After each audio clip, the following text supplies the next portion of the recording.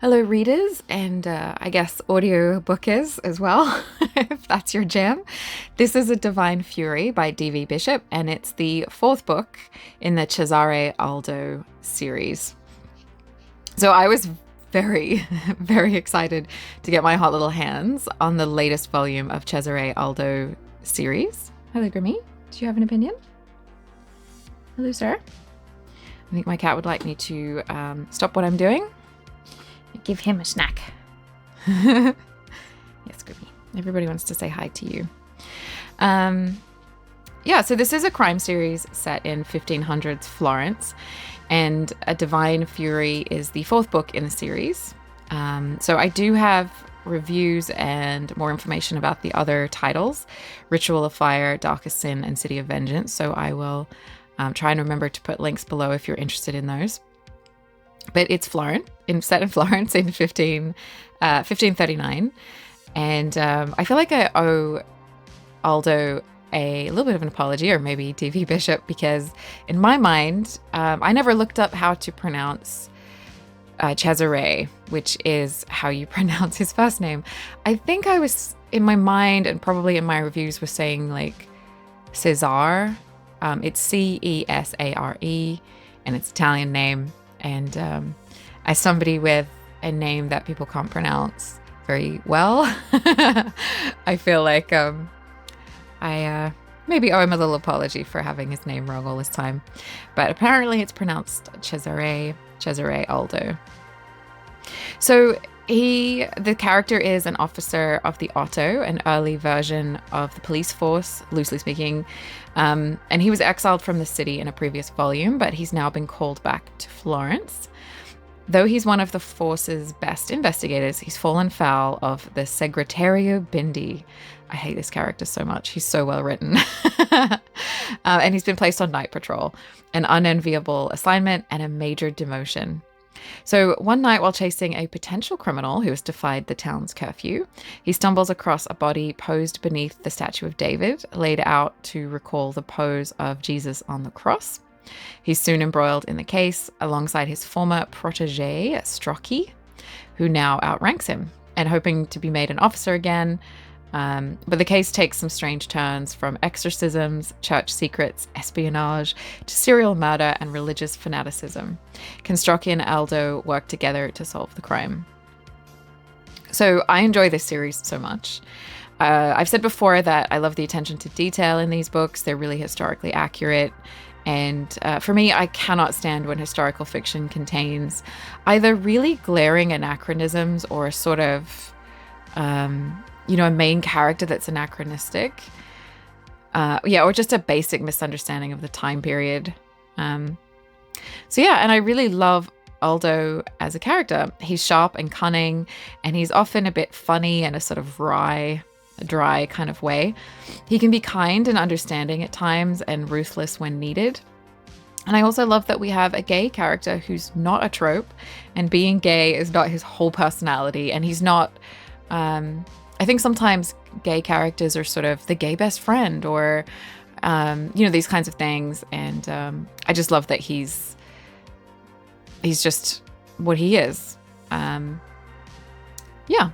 So I think we have a lot of underwritten queer characters, and he's a strong lead, and I don't know, he's just refreshing. I really like him as a character. In this book, we get the same wonderful, richly written story world of previous novels in the series, with their atmosphere and vibrant characters, dark cobbled alleyways, canals, the River Arno, beggars and merchant classes, the Medici family, and the closed and untouchable world of the church. We can smell the aroma of women who work in the tannery and fresh stew at a tavern after a long day tramping the rainy streets. I really love sinking into the world of these books. It's a hard life, though. I feel really glad I wasn't born in this time period. So it was wonderful to get back to our cast of characters for me. We have Strachey, who was once Aldo's protege. He worked underneath him and, learned a lot from him. And now that has shifted, and he's now senior to Aldo because Aldo's been demoted and he's been promoted. And they have this strained relationship. And I feel like a little bit in last book and now in this one, it sort of is that we're sort of seeing if that relationship's healing and that uneasy sort of truce between them that they have. Strachey's wife, the tough and beautiful Tomasia. Oh my gosh, I hope that's how you say that. Now that I've got Aldo's first name right. Now I'm wondering about everybody's. Anyway, she's heavily pregnant. And so that's kind of fun. Like, that's handled very sympathetically. And there's sort of some fun and interesting sort of things happening in there with the family. And yeah, she's really cool. We have the love life of Aldo and his sometimes lover Saul, who I really like. And it's a love that they have to keep secret because homosexuality is forbidden by the church. And in these books, I kind of like how this is done, where it's sort of, in some ways it's like an open secret, or it's not like it doesn't happen. It's just that it's sort of forbidden and pushed to one side. So you have to be discreet if that's your sexuality, you know. Yeah, and I think that's kind of realistic to how things were. Yeah, so it's wonderful to see these characters grow. We have a few other well-known faces here from previous books that you might recognize, but we also have Contessa Valentine Coltello, a beautiful and very intelligent woman who may be a match of wits for the wily Aldo. I really liked her. Without giving too much away, she should perhaps come across as disreputable, but something about her vivacity and maybe sense of humor or something that makes her a charming new character. Of course, the world of Aldo and his city are just part of the charm of these books. The mystery plot is really the heart of them, and the one here begins with a body found posed like Jesus on the cross, which I sort of mentioned above. I like the stylized serial killer death scene that's offered to us. It's very creepy and sinister. It sort of reminded me a bit of like a Hannibal episode. On the whole, I think this is an interesting and compelling case and sort of imagery and that kind of thing. But I felt a little bit like I wanted a few more twists. We have it hinted early on that the exorcist is involved in the case in some way, and it almost comes down to one of two suspects, loosely speaking, very quickly. The way that these books often involve the church, which is so much a part of life at the time and was basically above the law, that works really well. It's always so good, or so bad, depending on how you want to look at it. It's just like so fascinating in these books, that kind of aspect of life. But I wanted a little bit more, something a little different this time. This case felt sort of similar to the previous one. I still really liked it though. It was different enough. It's not the same. I don't know. It's sort of like one of those things where I'm like, this is a good book. But the previous one, or the previous ones, were like really good. So it's not really like a complaint exactly. It's just kind of like, this one did feel maybe a little bit too similar. I'm not sure. But yeah, I think at the ending,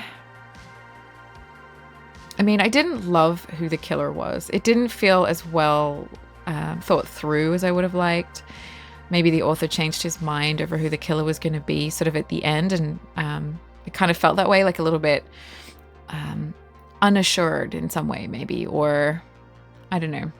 I think it kind of needed a twist because it was maybe too obvious who it was from early on. So it was sort of like, oh, look, here's the twist. But it was kind of like, it didn't feel like it flowed. Yeah, it's not horrible. It's not unsatisfying. I just felt like it could have been a little bit stronger, if that makes sense. But again, like, I mean, I loved reading it. I had a great time. It was better than, the other sort of previous books that I'd been reading that week that I, haven't really reviewed and shared with you guys. So just, for that kind of perspective. Yeah, I did want more of the Contessa. The author maybe could have done a little bit more with her, but the idea was clearly to foreshadow the next book and to sort of let us get to know her and be like, hey, there's a new person on the scene, sort of some changes. And I think it works really well. What this second plot line does for the book, though, is add a lot of tension, because Aldo's involvement with her and the reason that they sort of are talking to each other, or get to know each other, is to do with some political stuff to do with Cosimo Medici. Would it be De Medici? I probably should check that. Which means basically Aldo's walking a tightrope of two careful investigations at once, or two, sort of assignments at once. Being a servant of two powerful masters, so to speak, what the Contessa is up to, and the murder case. And yeah, it works really well in that way and creates some really high stakes, because, he has to kind of do those two things really well in order to get not just what he wants, but like if he fails, then it's going to be really bad. So yeah, lots of tension. It's really good. Yeah, so if you like this series, I think you'll be happy with the latest installment. I did really like it. If you're new to the series, I think you could read this one as a standalone if you wanted to, and go back and read the other ones. But if you haven't read any of this series, I do recommend going back to the start and starting at the beginning. I think it's just a bit more fun, because there's a lot of you just get to know Aldo and kind of see all the changes, and you kind of want to know what happens next to him, like what's going to happen and what happens with this or that person. And that's part of the fun of it, yeah, so what a treat you have ahead of you if you haven't read any of these. Lucky ducks. I just finished this one and I'm already looking forward to the next one. And I'm on the author's mailing list, so I'm very excited to see that he's working on the next one. Very exciting. So yeah, these books, this series, or this particular book is for you if you love historical fiction, especially like the really accurate world building type of thing. Atmospheric mysteries or historical mysteries, this is for you as well. This series is such a gem, and I really enjoyed this. Yeah, so thank you to PGC Books for the copy of this book for review. Much appreciated. And happy reading, everybody. You can check out some of my other videos. I also have another channel and socials, so you can find links below if you want more of that. And if you want to hang out again, remember to like and subscribe. And you can always leave a comment, let me know what you thought, or let me know what else you might want to see. Thank you.